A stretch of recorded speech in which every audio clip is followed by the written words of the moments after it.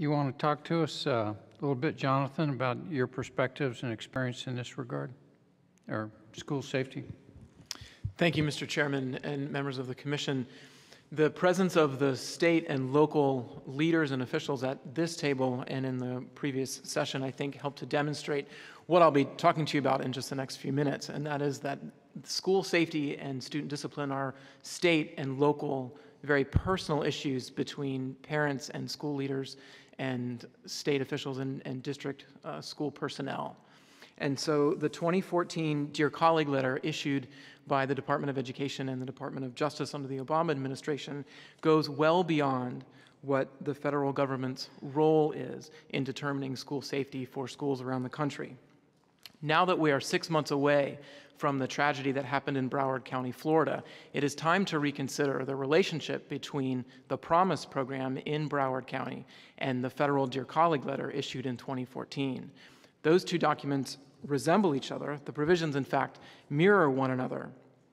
And this is within a school district's authority to determine school safety and to determine student discipline provisions, but it is beyond the scope of the federal government because what is within the Promise program and then copied within Broward County's school discipline policy are specific provisions about how a school should deal with student discipline, including such things as restorative justice practices, emphasizing limiting student engagement with police, as well as limiting suspensions and expulsions and using them only as a last resort, in addition to a recommendation that school districts should sign a memorandum of agreement with local law enforcement saying that all of these local entities agree to limit student engagement with law enforcement.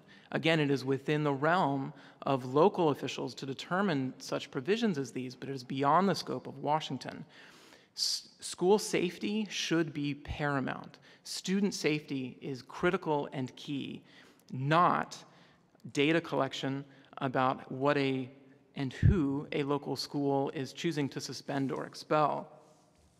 Those are the policy and procedure parts of what is critical about rescinding this letter. In terms of the empirical evidence about what we know that the effects of limiting exclusionary discipline, there is research that is suggestive of negative student outcomes from Los Angeles as well as Philadelphia, where the researchers found that a reasonable interpretation of their results from the research in Philadelphia was that a policy change prohibiting the use of conduct suspensions has more negative consequences for peers and schools that serve more disruptive students, perhaps because the marginal student who returns to the classroom is more disruptive.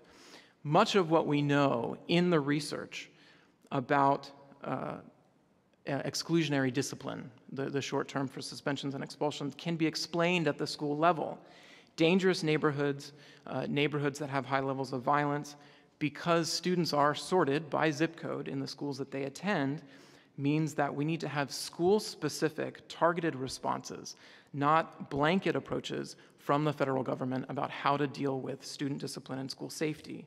In general, the evidence on exclusionary discipline is thin and correlational, not causational.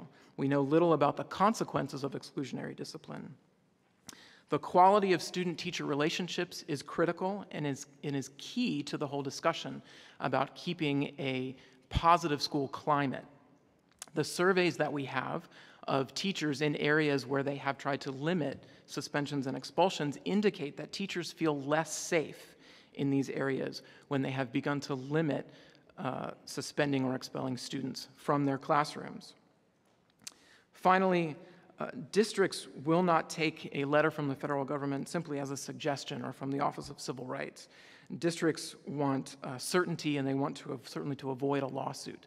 And so the suggestion that this Dear Colleague letter was simply a set of guidelines sent to schools is patently false. They are specific behaviors that schools are asked to do and to implement in their student discipline and school safety guidelines. So with that, the recommendation is to rescind this letter. Thank you. So